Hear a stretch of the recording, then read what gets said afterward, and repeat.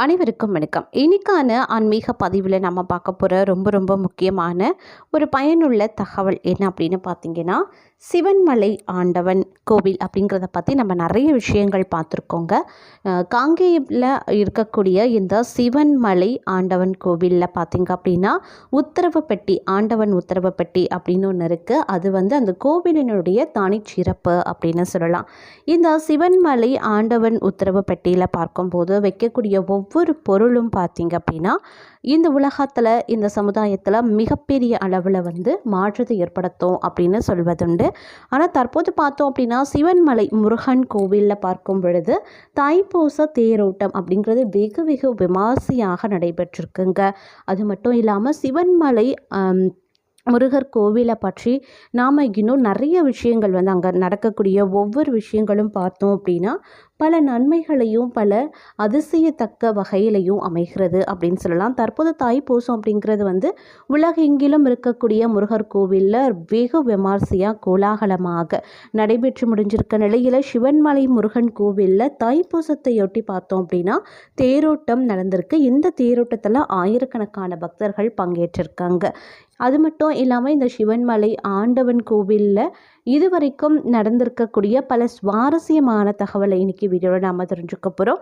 இந்த பதிவு உங்களுக்கு மிக மிக பயனுள்ள விகிதத்தில் இருக்கும். ஸோ வீடியோஸ்க்கு அப்போ நம்ம கடைசி வரைக்கும் பாருங்கள்.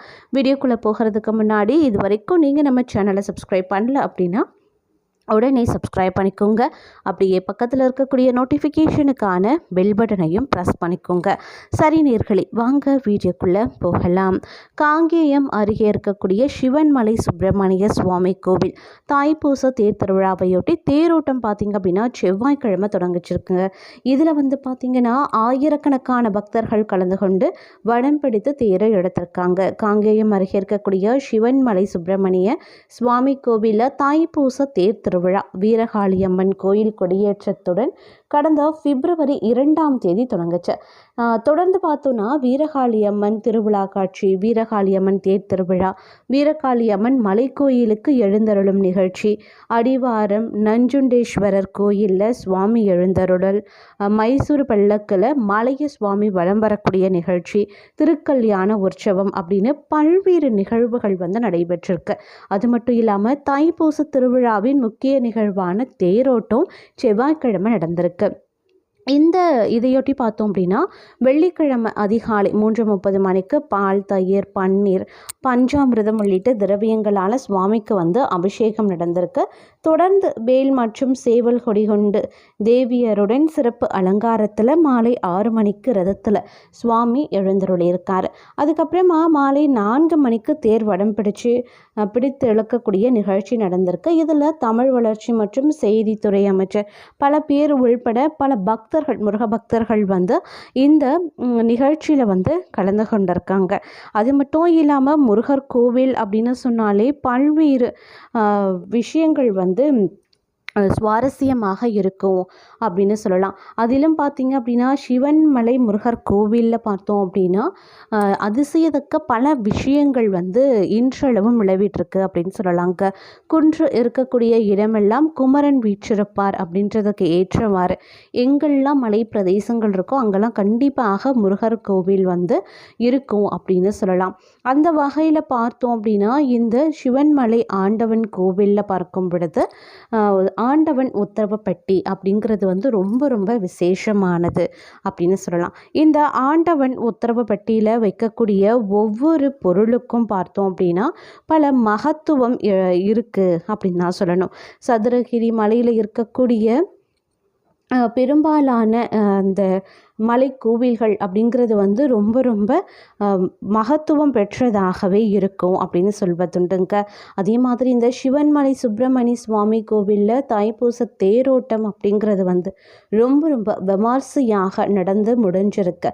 இந்த தேர் திருவிழாவில் லட்சக்கணக்கான பக்தர்கள் கலந்து கொண்டு முருகப்பெருமானினுடைய அருளை பெற்றிருக்காங்க அப்படின்னு சொல்லலாம். அது மட்டும் இல்லாமல் தற்போது பார்த்தோம் அப்படின்னா சிவன்மலை ஆண்டவன் உத்தரவு பெட்டியில் வந்து ஒவ்வொரு பக்தர்கள் கனவுல வந்து முருகப்பெருமானை அருள் பாலித்து சொல்ல குறிப்பிட்ட ஒரு பொருளை சொல்ல அந்த பொருள் பார்த்திங்கன்னா அந்த ஆண்டவன் உத்தரவு பெட்டியில் வைத்து வணங்குவது அப்படிங்கிறது ரொம்ப ரொம்ப சிறப்புக்குரியது. அந்த பொருள் பார்த்திங்க அப்படின்னா இந்த சமுதாயத்தில் பல வகைகளில் வந்து நிறைய மாற்றத்தை வந்து ஏற்படுத்தக்கூடிய வகையில் இல்லை ஒரு தாக்கத்தை உண்டு பண்ணக்கூடிய வகையில் இருக்கப்பெறுகிறது அப்படின்னு சொல்லலாம்.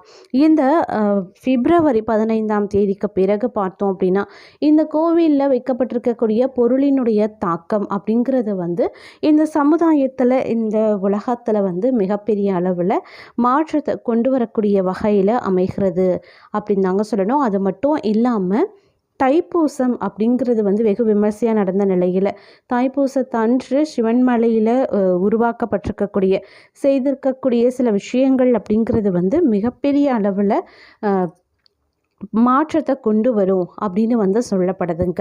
அது மட்டும் இல்லாமல் தற்போது பார்த்தோம் அப்படின்னா சிவன்மலை ஆண்டவன் உத்தரவு பெட்டியில் வைக்கப்பட்டிருக்கக்கூடிய ஒவ்வொரு பொருளுக்கும் கால நிர்ணயம் அப்படிங்கிறது வந்து கிடையவே கிடையாது அப்படின்னு சொல்லலாம். அதாவது அடுத்த பக்தர்கள் கனவுல முருகன் வந்து அருள் பாலித்து ஒரு குறிப்பிட்ட பொருளை வைக்க சொல்கிற வரைக்கும் அந்த பெட்டிக்குள்ளே பார்த்தீங்க அப்படின்னா ஏற்கனவே இருக்கக்கூடிய அந்த பொருள் மட்டும்தான் வீற்றிருக்கும். அதை வைத்து தான் வந்து பூஜைகள் வந்து நடத்தப்படும் அப்படின்னு சொல்லலாம். அதே மாதிரி இந்த ஆண்டவன் உத்தரவு பெட்டியில் பார்த்தோம் அப்படின்னா பல்வேறு பொருட்கள் நூற்றுக்கணக்கான பொருட்கள் வந்து வைக்கப்பட்டு பூஜையும் வந்து நடத்தப்பட்டிருக்கு அப்படின்னு சொல்லலாம். அந்த பெட்டியில் பார்த்தோன்னா தண்ணீர், புடவை, தீர்த்த கலசம், வில்லு, அம்பு, மஞ்சள், குங்குமம், பருத்தி, பட்டாடை இந்த மாதிரி பார்த்திங்க அப்படின்னா நூற்றுக்கணக்கான பொருட்கள் வைத்து வந்து பூஜிக்கப்பட்டிருக்கு.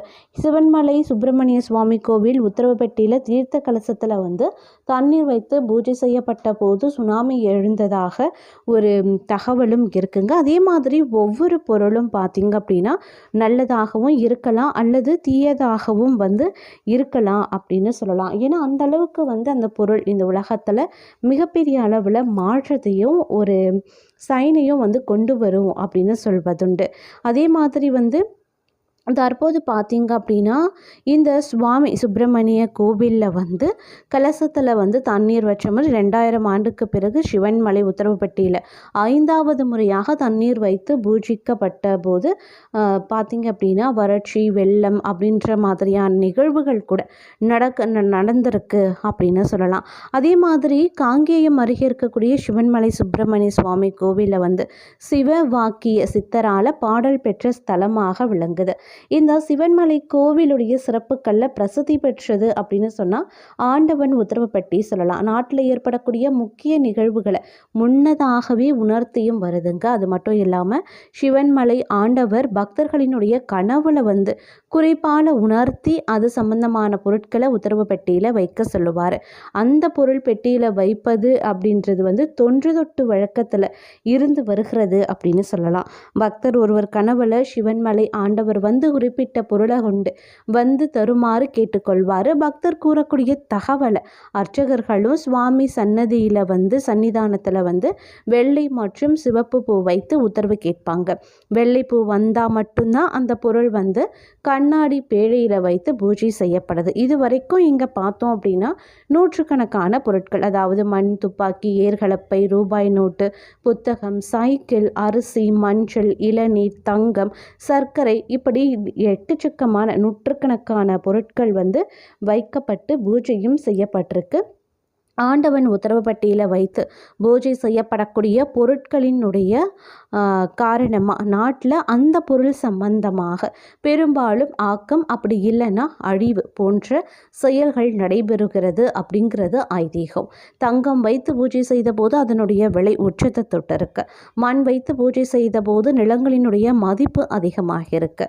தண்ணீர் வைத்து பூஜை செய்யப்பட்ட போது சுனாமி ஏற்பட்டிருக்கு. கணக்கு நோட்டு வைத்து பூஜை செய்த போது மத்திய அரசு கருப்பு பண ஒழிப்பு நடவடிக்கைகளை மேற்கொண்டாங்க. இது எல்லாமே குறிப்பிடத்தக்க ஒரு விஷயம் அப்படின்னு சொல்லலாம். அவ்வாறு வைத்து பூஜை செய்யப்படக்கூடிய பொருள் சமுதாயத்தில் ஒரு தாக்கத்தை ஏற்படுத்தியும் வந்துட்டுருக்கு அப்படின்னு நான் சொல்லணும். அதே மாதிரி பார்த்திங்க அப்படின்னா ஒவ்வொரு பொருள் வைக்கப்படும் போதும் அதுக்கு கால நிர்ணயம் அப்படின்னு சொல்லிட்டு எதுவுமே கிடையாது. அடுத்த பக்தர்கள் கனவுல வர வரைக்கும் அந்த பொருள் அந்த பெட்டிக்குள்ளே வைத்து பூஜை செய்யப்படுவது அப்படிங்கிறது வழக்கமாகவே இன்றளவும் நிலவி வந்துட்டுருக்கு அப்படின்னு நான் சொல்லணும். இந்த நிலையில் பார்த்தோம் அப்படின்னா இந்த தைப்பூசத்தன்று நிகழக்கூடிய இந்த தேரோட்டத்தின் போது இப்போ கண்ணாடி பேழைக்குள்ளே இருக்கக்கூடிய அந்த பொருளினுடைய தாக்கம் அப்படிங்கிறது எந்த அளவுக்கு இந்த சமுதாயத்தில் மாற்றத்தை ஏற்படுத்த போகிறது, அது நன்மையாக இருக்குமா அல்லது விபரீதத்தை ஏற்படுத்துமா அப்படிங்கிறதையும் நாம் கொஞ்சம் பொறுத்திருந்து தான் பார்க்கணும்.